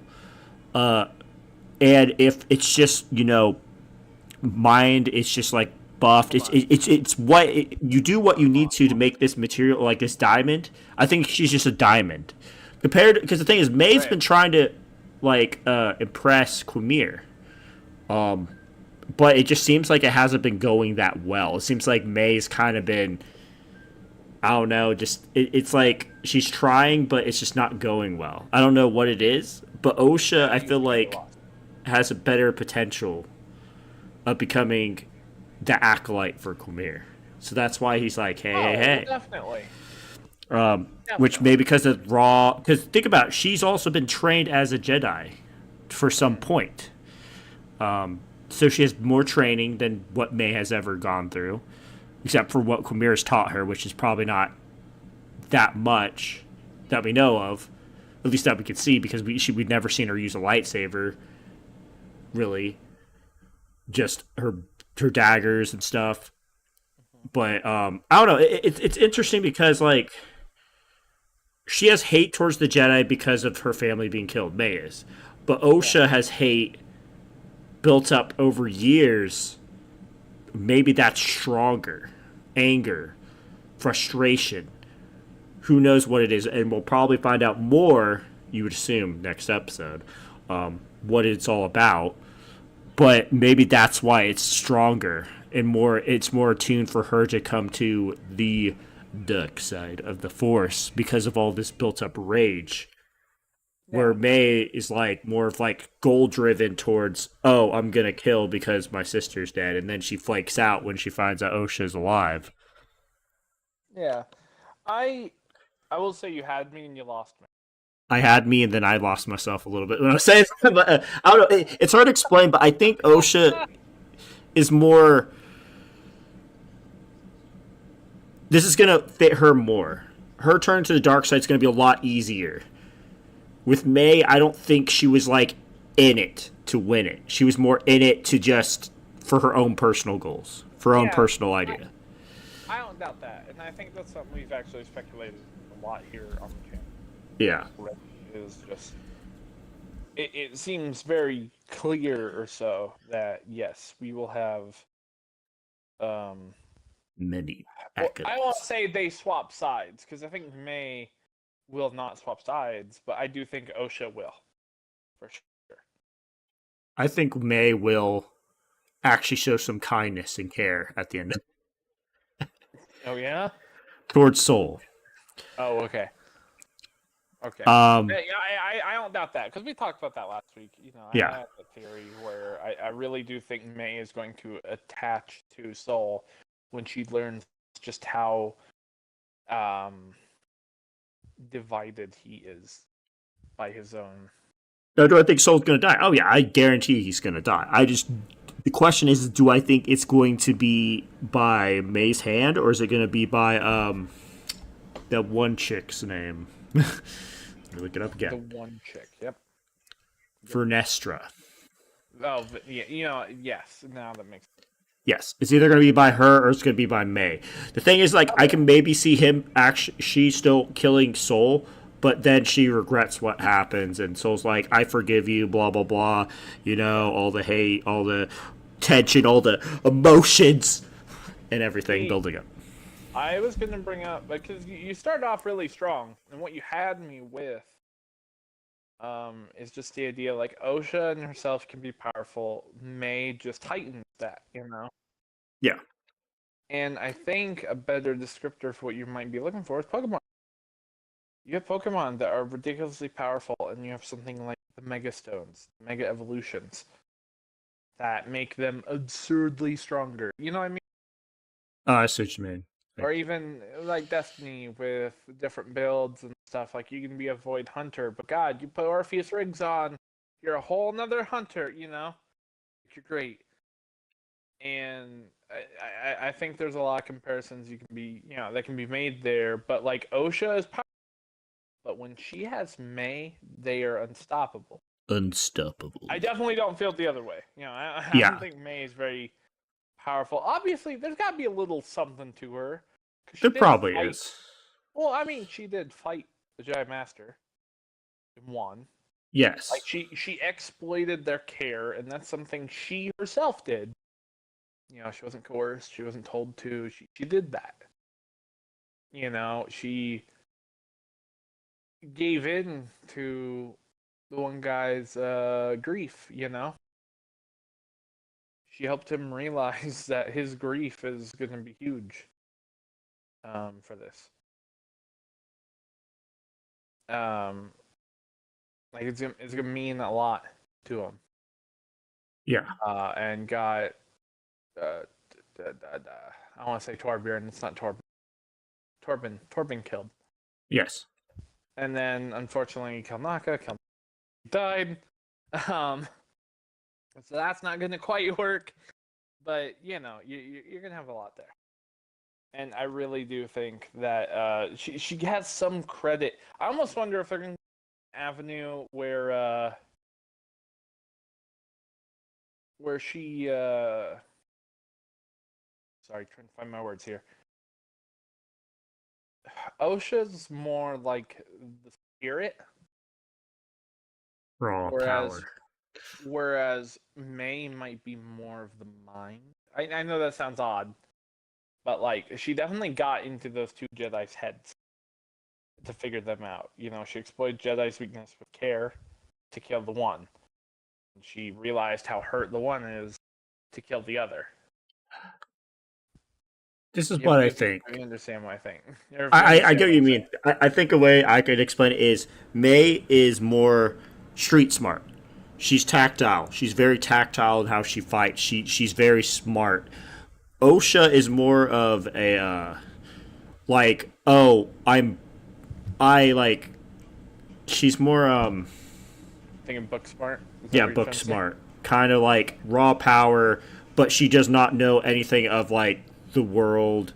She wanted to like it's like she's more book smart, and May's more like tactile, street smart. She knows her way around the Jedi. Probably was trained to fight the Jedi in different ways from Kumir. I would assume, but yeah, it's it's interesting. But yeah, I think they'll be powerful both together. But I think segue into that, Osha will regain her force, her powerful force. Well, it'll be interesting to see what kind of force abilities she'll have. What will come back to her? Will it be something slow? If it is slow, it's gonna have to come back pretty fast. Definitely the last episode, because we only got 2 episodes left, ladies and gentlemen, and the Oh episodes yeah. aren't getting any longer, sadly. Mhm. But I wouldn't be surprised if the last episode is long. You'd hope, at least. Yeah. But the segue is how, because they're both apart. They're probably going to be both apart the next episode. Next, and maybe near the end, get back together. Mhm. And Soul's going to die, but Soul's probably taking May back to where it all happened.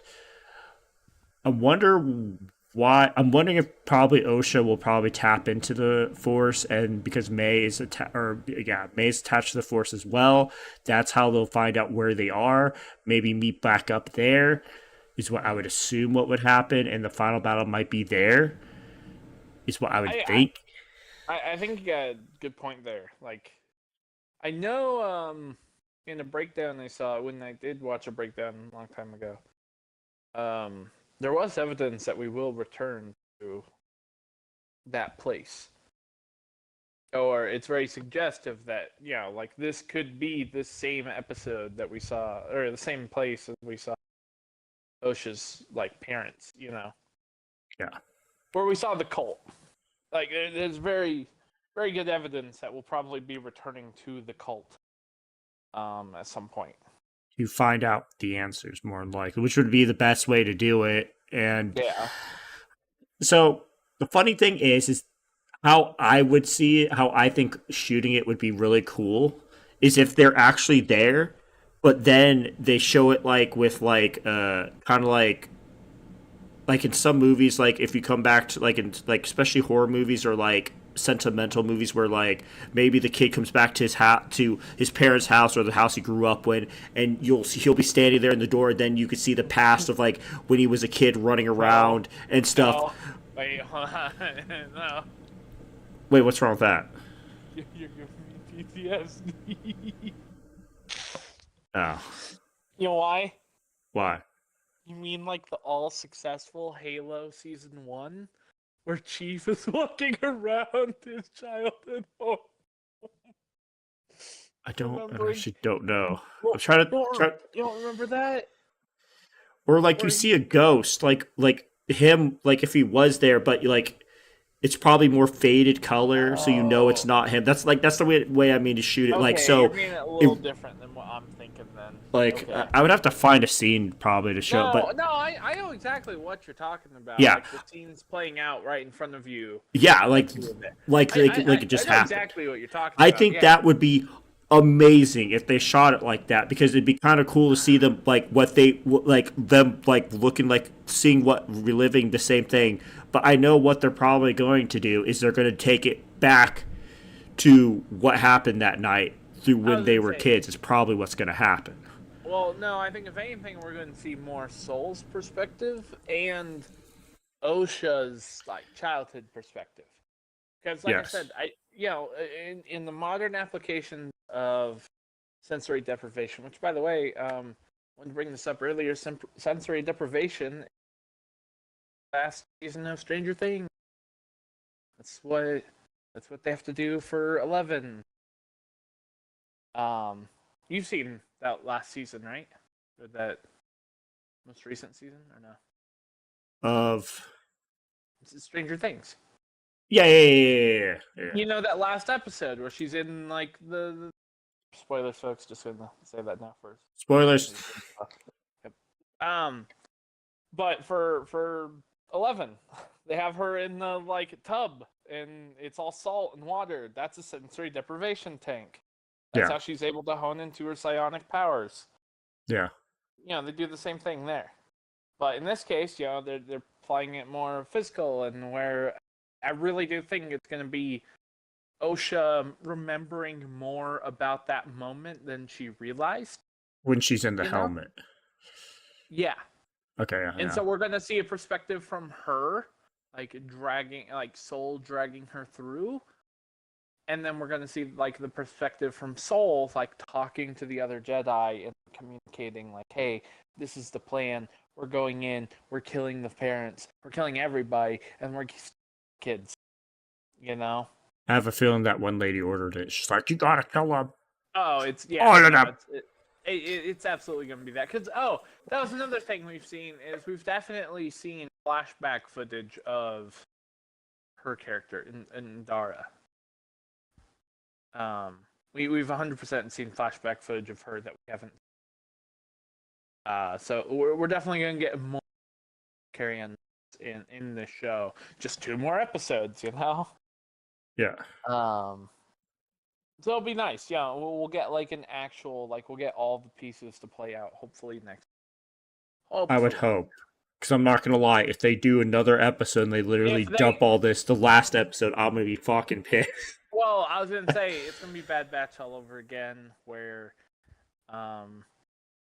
we get to that point where, like, there's so much setup for the finale for it all to be dumped into the final episode, and then the final episode's like, we win, like it's a question. It's a little more great, It's not. Oh yeah, hell yeah, we did it.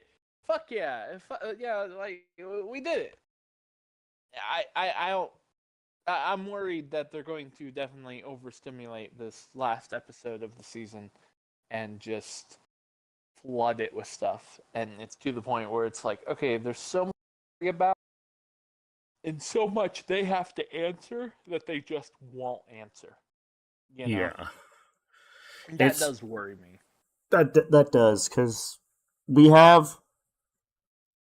I'm trying to think of all the, I would say, strings we have from the story. So we're trying to figure out what happened to May after she survived. I want to know what happened between that. Like, how did she meet Quimir? What'd she do after? I don't think we're getting that. I don't. I don't think we're getting. Oh, I think we I will. like. I think I know what you're getting at, but I think that's one of those things you can just kind of assume and go. I think we Like, will though with May and Soul because they're going to be at what Soul is. He'll tell his story, and she will kind of say what happened to her in a way. But yeah, we probably won't get really her story. and OSHA, we will definitely. can I suggest something here? Yeah. A lot of these episodes so far have actually featured 3 perspectives per episode.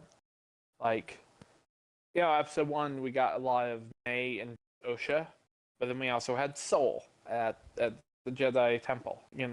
Yes. And we'll have this and we'll have that. This episode specifically, we've even talked about the scenes going on. Had OSHA and Kumair. We have Soul and May, and Vanestra and her Padawan.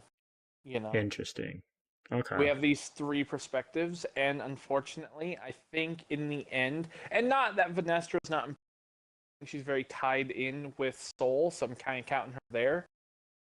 When you consider all the big characters at play right now, which is OSHA and May, or not together, but OSHA, May, Kumair, Soul, and Vanestra, I think you're really only going to get 3 of those perspectives.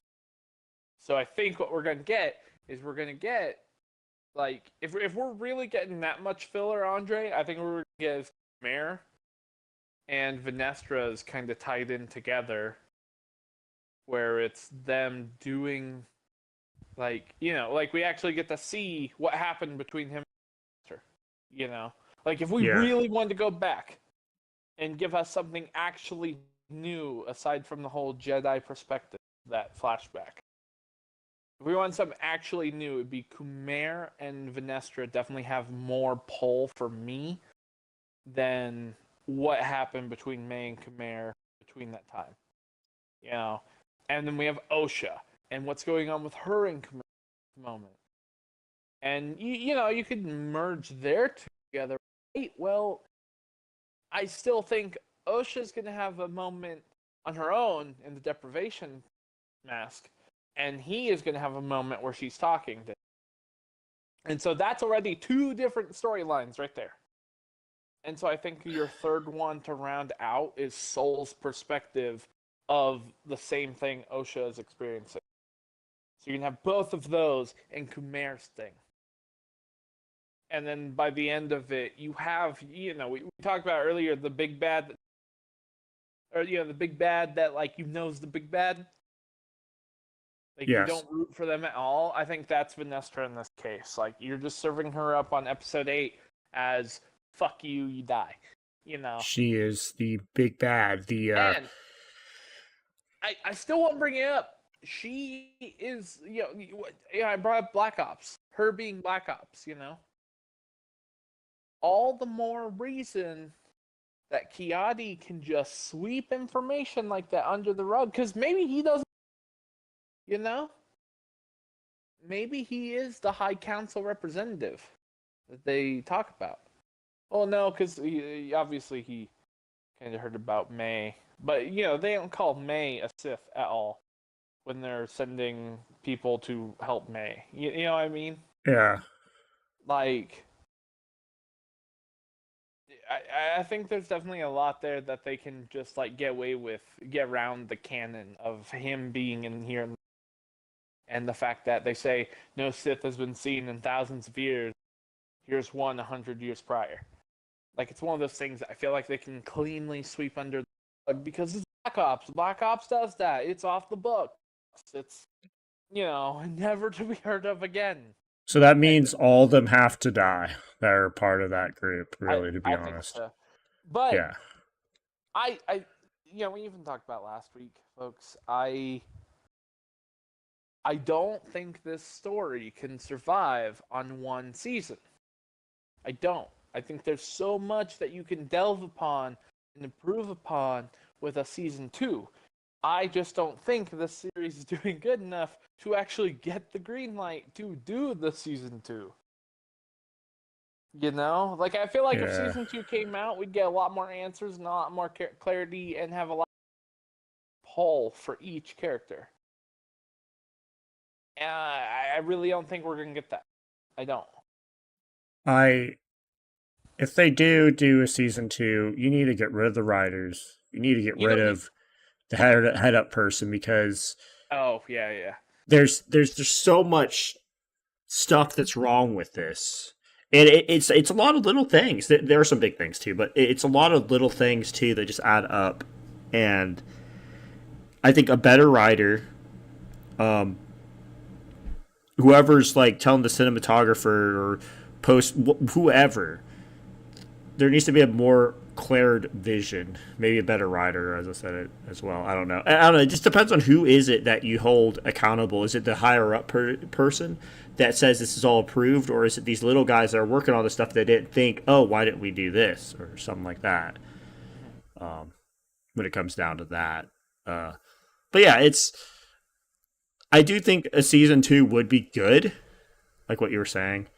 It would definitely bring a little bit more clarity, but I feel like this has been written, or that we know of so far, has been written in a way that it's a kind of can be a one and done kind of thing, but it will Yeah. definitely leave some questions unanswered for sure.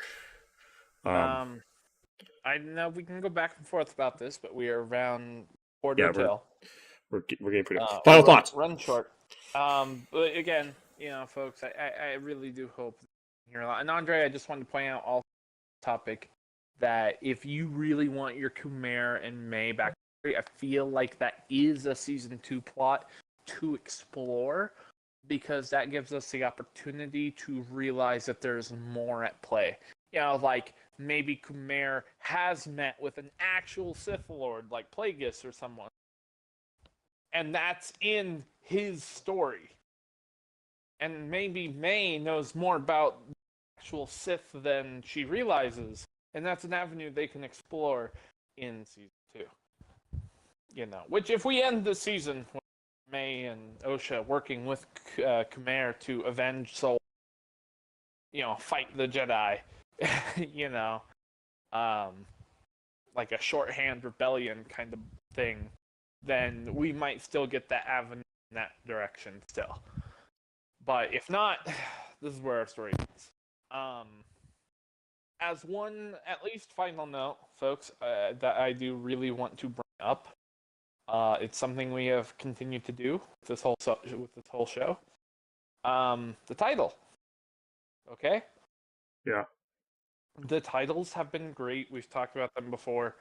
How episodes 1 and 2 are divided titles. Episode 3 is a single title. Episode 4 and 5 are both singles, but 4 and 5 are each other, day, night.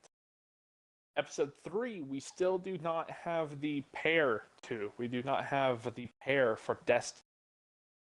But I want to point out for episode 6, it is another split, and I actually, again, really love these comparisons. Whoever's titling these, I want to give them some credit, but then I want to give no credit for day night. I don't like that one. But for this one, for episode 6, folks, it is called Teach and Corrupt. Because, of course, yeah, which one's in this case? I'd like to think that Osha is Teach and May is Corrupt, but obviously, you know, you can apply that in a lot, because you could say there's corruption within the Jedi, and you could say Khmer is teaching Osha to be like on one with herself. You know what I mean? See. Like you can flip it on end, and that's why I want. It's like Yes. Lost, Found, Revenge, Justice. Those great perspectives that can go either way. Love it. But another thing I want to point out, you know, Andre, we talked about Destiny, episode 3 title. That's the girl's perspective of that night. Yes. Okay. Where that one says Destiny, okay? Episode 6's description might actually give us an answer as to what the other one is. Okay? Okay. which we talked about a lot. I talked about destiny versus like duty. Yes. Like what's meant to be versus what you have to. But in this case, the description for episode 6 is on a distant island. Unsettling questions about identity and destiny arise. Oh my goodness. Mind you, it doesn't even talk about about Coruscant and Venestra. It doesn't talk about May and Sol. Like the description even focuses on Khmer in this instance. But identity being the parallel to destiny. That's what I want to actually bring up with here. Yes. What do you think? Do you think identity fits destiny? Yeah. I think it fits perfectly. To be Really? honest. Okay. Yeah, identity. I guess when I think about it, yes, like destiny, it's what you're supposed to be versus identity is what. So Who you are. I can see it. Looking on it, but at the same time, I was really surprised when I was sitting here and we're having our discussion. I read that and I was like, huh. Not only did they probably spoil the name of episode 7, you know what I mean? Yeah. But I just thought it was a fun fact that they don't even mention, like on a distant island. That's the only descriptor we get. We don't get on a ship. We don't get on. We don't get any of that. No. On a distant island, unsettling questions about identity and destiny arise. So you can tell where they're putting their focus in this one, because I think this is one of the few episodes where we've actually had a very divided cast, because episode 1 maybe is the most they're divided, otherwise. Yeah. Where you have Osha coming to Seoul and May doing her missions. And then you have episode 2 where all of those characters are converging on one spot. Episode 3, Destiny, being just mainly the 2 girls and the Jedi meeting at the cult.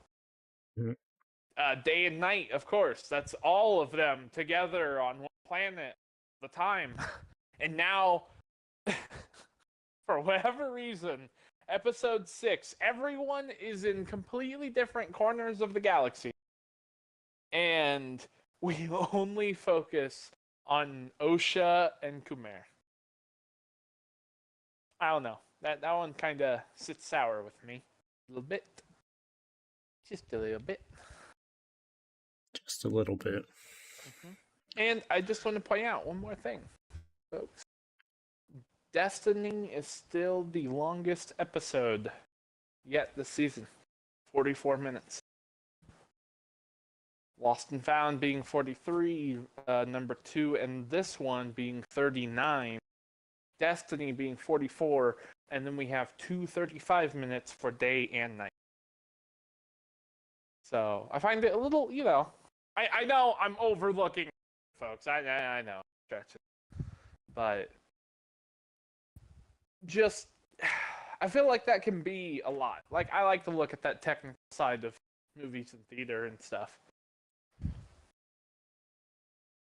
And just the fact that more production went in flashback, or not production. I shouldn't say focus goes into the flashback. I feel like that's all the more reason for that, Yeah. So, all right, Andre. Any closing thoughts? Anything from our audience? We haven't really. No, nothing. Nothing. Okay, quiet. well, hi, person. Hi. Well, Yeah. I think we better get a flashback next episode. Explanation, God, because for the finale, that's gonna suck. It's Then gonna we be definitely need season 2. disappointing. Disappointing. Unless they make it a really long episode, which they could possibly, but it still would feel very. Even if it's a really long episode, that's like probably 50 minutes? Not a lot of Yeah. extra time. Now, if you're going like Bad Batch and we're going from 30-minute episode to like an hour and a half episode. Fuck yeah, fucking send it. I would love Hell yeah, that, let's do that. but let's be honest But here. I don't think they're gonna do. no, they're not. Even if we got two 44-minute episodes put together, being an hour and a half, that'd be amazing. But that'd be a movie. And for That's a whatever movie, reason, baby. Star Wars, the only show they've given that treatment to is Andor, which, dude, have you started watching it yet? No, I need to download and try to watch it on my Dude, phone. if you can, like, seriously, like, give it a watch. Yeah, give it a watch because I really am looking forward to talking with you about Andor. Mind you, I of course know the whole story of that, but I can't wait. I think you will actually like it more than you give credit to. I've heard it's good. I've watched it. I just need to watch it again. They put a lot of. We spent whatever number watching. They put a lot of like story. Like it's a definitely a lot better story than this. Yeah. And another thing that I will really give Andor credit to, which Star Wars has been pretty good on it. I know the Mandalorian kind of saga has been a touch and go with it. Yeah. Because they do the whole backdrop.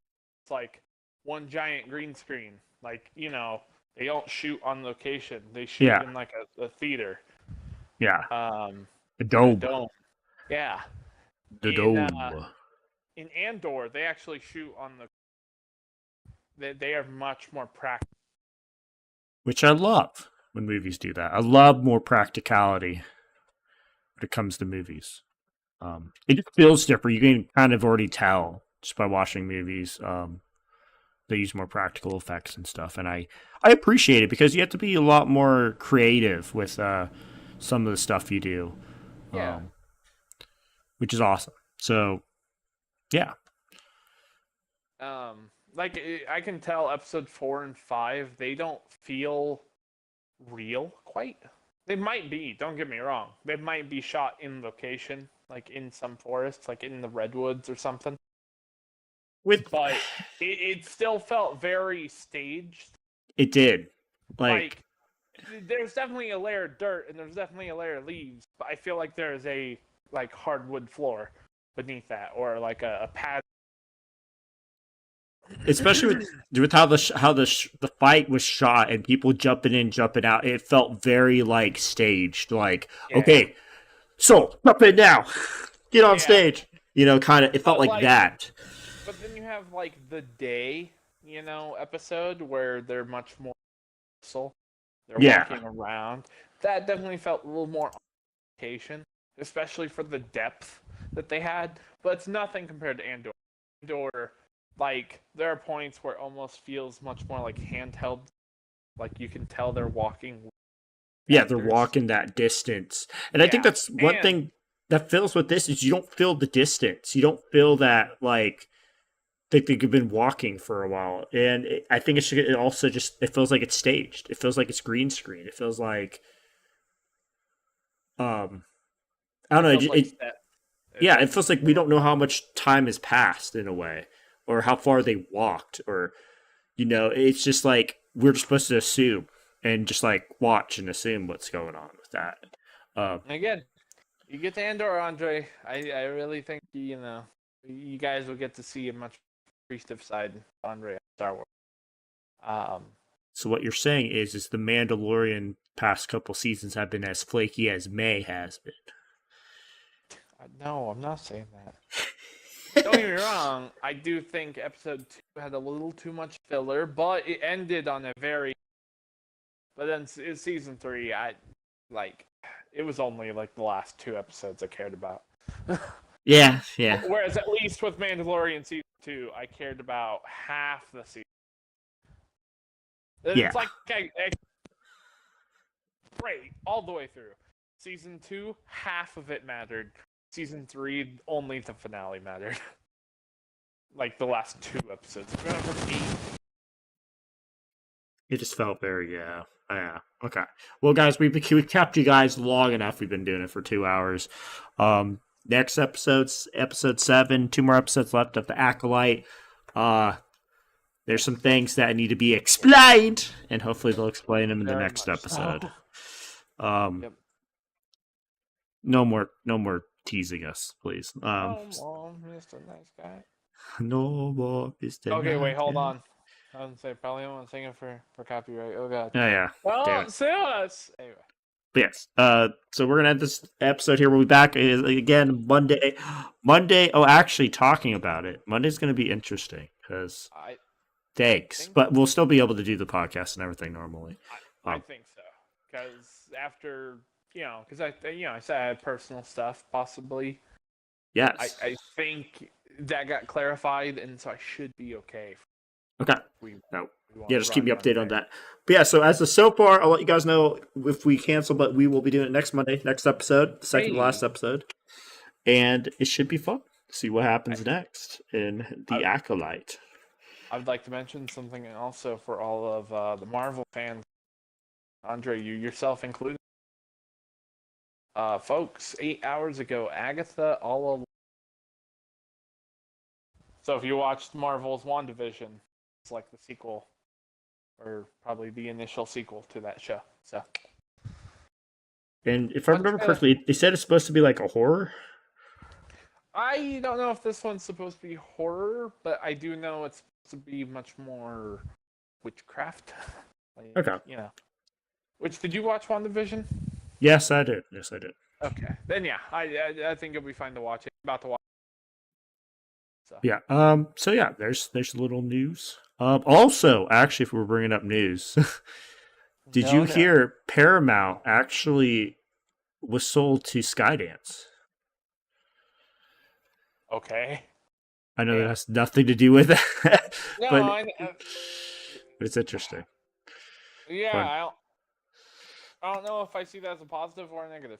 Yeah, I don't know. I really don't know.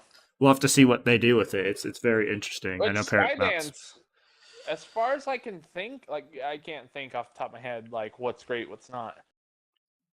But as far as I can think, that sounds actually really nice. Skydance has been nice. Yeah. Anyway, we'll see you all later, folks. See you guys later. You guys have a good one. Bye-bye, guys. Bye-bye.